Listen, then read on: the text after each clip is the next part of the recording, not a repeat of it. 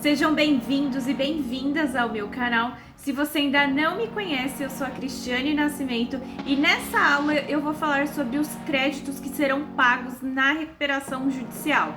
Mas antes de a gente começar aqui o tema, já deixe o seu like e se inscreva aqui no canal para você acompanhar todo o conteúdo sobre recuperação judicial e direito empresarial.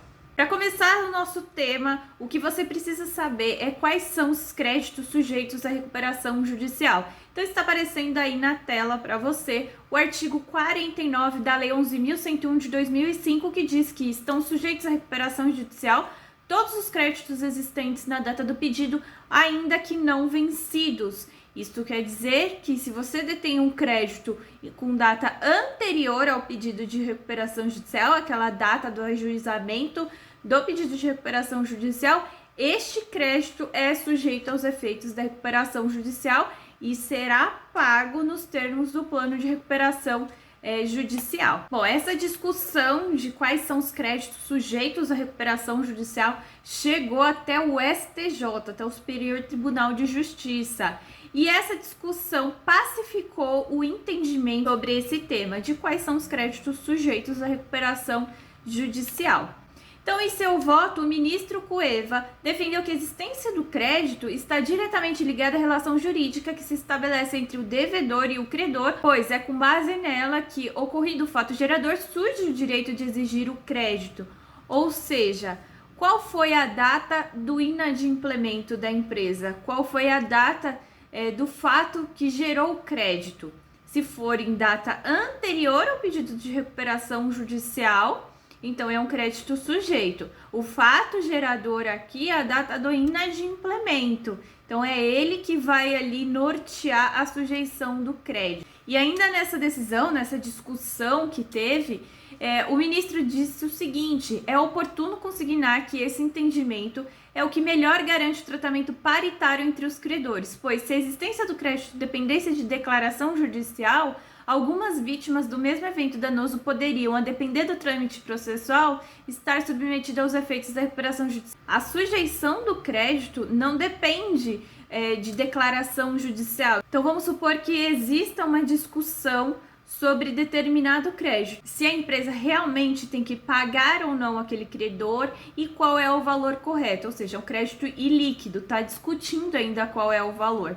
A sentença desse processo não é um fato gerador, não é porque ela foi em data posterior ao pedido de recuperação judicial, né, que essa sentença apareceu em data posterior ao pedido de recuperação judicial, que ele é um crédito extraconcursal, que não deve ser incluído na lista de credores. Pelo contrário, se está discutindo quanto é devido, se é ou não devido, de fato ocorrido em data anterior à recuperação judicial, então este crédito ele é sujeito à recuperação judicial. Independe de sentença, de certidão de crédito, o que tem que ser analisado aqui é realmente quando que gerou esse crédito, né? Que é a data do fato gerador. Um trecho, né, da decisão do STJ, né, do acórdão, que diz o seguinte: retomando o caso concreto, percebe-se o equívoco do Tribunal Estadual ao classificar o crédito como extraconcursal, tomando como data em que se tornou líquido, ou seja, a sentença. Na hipótese dos autos, o fato gerador do direito à indenização é a inscrição indevida em cadastro restritivo de crédito. Segundo se depreende da petição inicial, o autor foi informado da inscrição indevida em novembro de 2013. Assim, o fato gerador, que é a inscrição indevida, ou seja, é o fato que gerou ali uma obrigação, ocorreu antes de 20 de 6 de 2016, data do pedido de recuperação judicial, estando o crédito, portanto, submetido aos efeitos da recuperação judicial. E aqui eu trouxe um exemplo prático, né, para vocês entenderem aí sobre o fato gerador. Então eu coloquei lá um caso hipotético, né, de uma recuperação judicial. Então, data do ajuizamento da recuperação judicial da empresa devedora Alfa Limitada, uma empresa que eu inventei, 18 de 11 de 2020. E nós temos aqui um documento, né, o documento que embasa o crédito de determinado credor. Então, é um contrato de prestação de serviço que foi celebrado em 2018, né, em 5 de 7 de 2018, E em 2/12/2019, houve inadimplemento da empresa devedora, ou seja, da empresa que pediu a recuperação judicial. A gente coloca todas essas informações numa linha do tempo para você entender e ter uma visão mais clara da análise do crédito. Então aqui, a data central vai ser o do pedido de recuperação judicial, então 18/11/2020, no meu caso hipotético. Anterior ao pedido, nós temos aqui a prestação de serviço, que foi celebrada antes do pedido de recuperação judicial, e a data do inadimplemento, que foi 2/12/2019, ou seja, antes do pedido de recuperação judicial. Tem alguma data que é posterior a novembro de 2020? Não tem. Então, naquela parte direita, nós não vamos colocar nada, a não ser que tenha alguma data e você, vai incluir.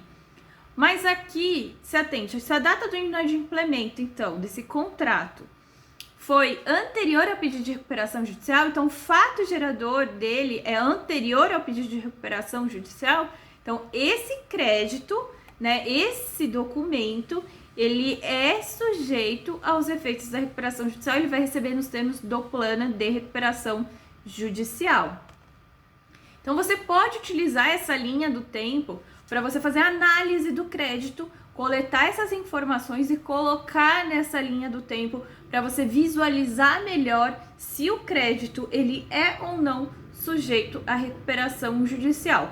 Claro que dependendo do crédito tem algumas particularidades, tem algumas exceções, mas em regra, para você analisar, é interessante você colocar nessa linha do tempo que vai facilitar muito a sua vida. E aqui eu trouxe um passo a passo para você analisar esse crédito. A primeira coisa que você vai fazer é pegar a data do contrato. Quando que foi celebrado o contrato? Porque se você celebrou o contrato depois da recuperação judicial, então as outras informações são irrelevantes. O crédito não é sujeito à recuperação judicial. Agora, se o crédito foi celebrado em data anterior, então pera lá, vamos aqui analisar esse crédito com mais detalhes. Então, considerando o nosso crédito aqui, o nosso caso hipotético, o crédito é anterior ao pedido de recuperação. Se o contrato foi celebrado em data anterior ao pedido de recuperação judicial. Então, vamos lá selecionar a data do contrato. E vamos pegar a data do ajuizamento da recuperação judicial, a data que foi protocolada. Então, aqui é um ponto de atenção também, porque não é aquela data que aparece lá no ESAGE quando você acessa o processo de recuperação judicial. É importante você acessar o processo, entrar lá no primeiro item, no primeiro documento, que é a petição inicial, para de fato você constatar qual foi a data que foi ajuizada aquela ação de recuperação judicial. Porque às vezes o sistema do ESAGE, ali naquela telinha inicial, ele pode trazer algumas inconsistências, tá? Segundo passo, ver a data do inadimplemento. Quando foi o fato gerador do crédito, Qual foi a data do inadimplemento? Foi em data anterior ou foi em data posterior? Vamos anotar essa data, a data do inadimplemento, tá? E o próximo passo, você vai colocar todas essas informações na linha do tempo que eu mostrei aqui. Então, você vai colocar, a primeira coisa, a data do pedido de recuperação judicial. E depois você vai incluir as outras informações em relação ao crédito. Para todos os contratos que embasam o seu crédito, você precisa fazer essa lição de casa para realmente identificar ali o que é ou não sujeito à recuperação judicial. Tem exceção? Sim.